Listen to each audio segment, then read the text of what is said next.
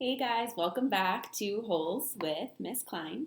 Last time we were together, we read about the warden and we're wondering what might she be looking for in all of these holes. We're going to start off on chapter 18 and let's see if we find out. Chapter 18. The next morning, Mr. Sir marched the boys to another section of the lake, and each boy dug his own hole, 5 feet deep and 5 feet wide.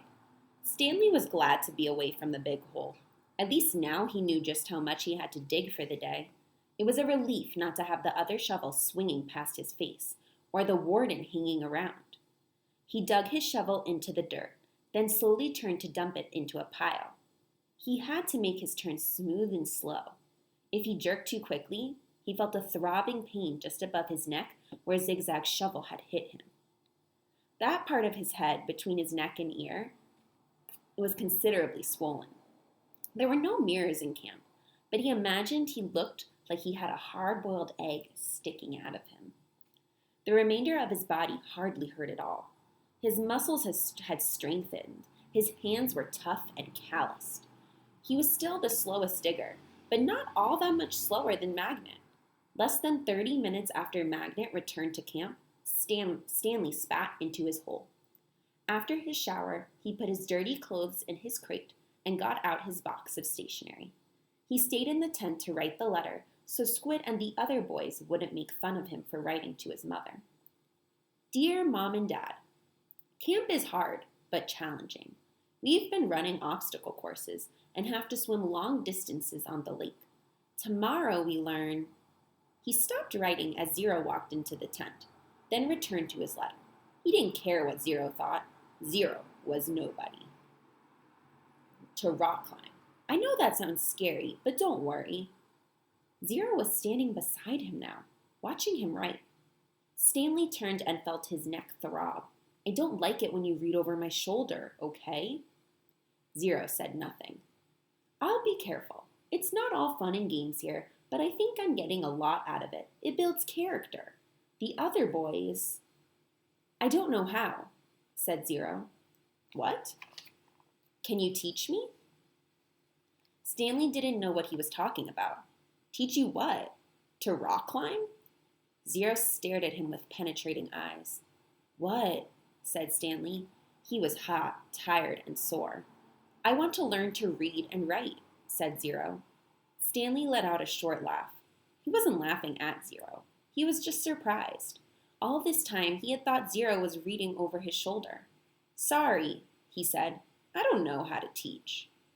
After digging all day, he didn't have the strength to try to teach Zero to read and write. He needed to save his energy for the people who counted. Ouch. You don't have to teach me to write, said Zero. Just to read. I don't have anybody to write to. Sorry, Stanley said again. His muscles and hands weren't the only part of his body that had toughened over the past several weeks. His heart had hardened as well. He finished his letter, but he barely had enough moisture in his mouth to seal and stamp the envelope. It seemed that no matter how much water he drank, he was always thirsty. Chapter 19. He was awakened one night by a strange noise. At first he thought it might have been some kind of animal, and it frightened him. But as the sleep cleared from his head, he realized that the noise was coming from the cot next to him. Squid was crying. You okay? Stanley whispered. Squid's head jerked around. He sniffed and caught his breath. Yeah, I'm fine, he whispered and sniffed again. In the morning, Stanley asked Squid if he was feeling better. What are you, my mother? Asked Squid. Stanley raised and lowered one shoulder. I got allergies, okay? Squid said. Okay, said Stanley. You open your mouth again and I'll break your jaw. Stanley kept his mouth shut most of the time. He didn't talk too much to any of the boys, afraid he might say the wrong thing. They called him caveman and all that, but he couldn't forget that they were dangerous too. They were all here for a reason. As Mr. Sir would say, this wasn't a Girl Scout camp. Stanley was thankful that there were no racial problems. X-ray, armpit, and Zero were black. He, Squid, and Zigzag were white. Magnet was Hispanic. On the lake, they were all the same reddish-brown color, the color of dirt. He looked up from his hole to see the water truck and its trailing dust cloud. His canteen was still almost a quarter full. He quickly drank it down, then took his place in line, behind Magnet and in front of Zero. The air was thick with heat, dust, and exhaust fumes. Mr. Sir filled their canteen. The truck pulled away. Stanley was back in his hole, shovel in hand, when he heard Magnet call out, "Anybody want some sunflower seeds?" Magnet was standing at ground level, holding a sack of seeds. He popped a handful into his mouth, chewed, and swallowed, shells and all. "Over here," called X-Ray. The sack looked to be about half full. Magnet rolled up the top, then tossed it to X-Ray. "How'd you get them without Mr. Sir seeing you?" asked Armpit. "I can't help it," Magnet said. He held up both hands, wiggling his fingers, and laughed. "My fingers are like little magnets." The sack went from X-Ray to Armpit to Squid. "It's sure good to eat something that doesn't come from a can," said Armpit. Squid tossed the sack to Zigzag. Stanley knew it would come to him next. He didn't even want it. From the moment Magnet shouted, "Anybody want some sunflower seeds?" he knew there would be trouble. Mr. Sir was sure to come back. And anyway, the salted shells would only make him thirsty. "Coming your way, caveman," said Zigzag. "Zigzag, airmail and special delivery." It's unclear whether the seeds spilled before they got to Stanley or after he dropped the bag. It seemed to him that Zigzag hadn't rolled up the top before throwing it, and that was the reason he didn't catch it. But it all happened very fast. One moment, the sack was flying through the air, and the next thing, Stanley knew the sack was in his hole and the seeds were spilled across the dirt. "Oh, man," said Magnet. "Sorry," Stanley said as he tried to sweep the seeds back into the sack. "I don't want to eat dirt," said X-Ray. Stanley didn't know what to do.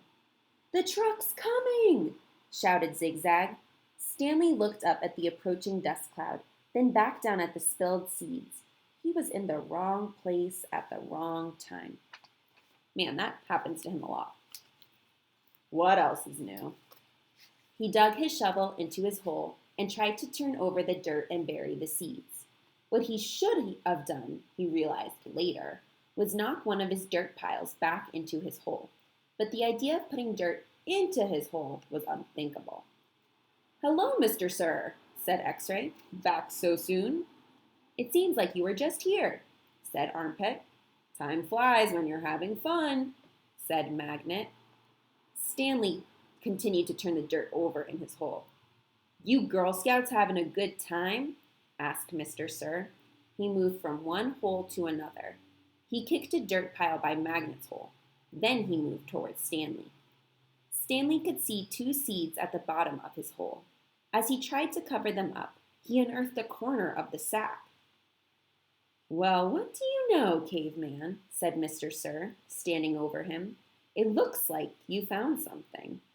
Stanley didn't know what to do. "Dig it out," Mr. Sir said.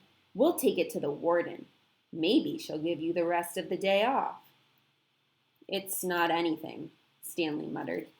"Let me be the judge of that," said Mr. Sir. Stanley reached down and pulled up the empty burlap sack. He tried to hand it to Mr. Sir, but he wouldn't take it. "So, tell me, caveman," said Mr. Sir, "how did my sack of sunflower seeds get in your hole?" "I stole it from your truck." "You did?" "Yes, Mr. Sir." "What happened to all the sunflower seeds?" "I ate them." "By yourself?" "Yes, Mr. Sir." "Hey, caveman!" shouted Armpit. "How come you didn't share any with us?" "That's cold, man," said X-Ray.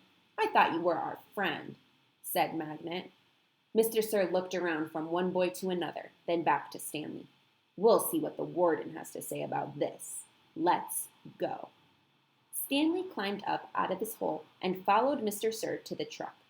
He still held the empty sack. It felt good to sit inside the truck. out of the direct rays of the sun. Stanley was surprised he could feel good about anything at the moment. But he did. It felt good to sit down on a comfortable seat for a change. As the truck bounced along the dirt, he was able to appreciate the air blowing through the open window on his hot and sweaty face.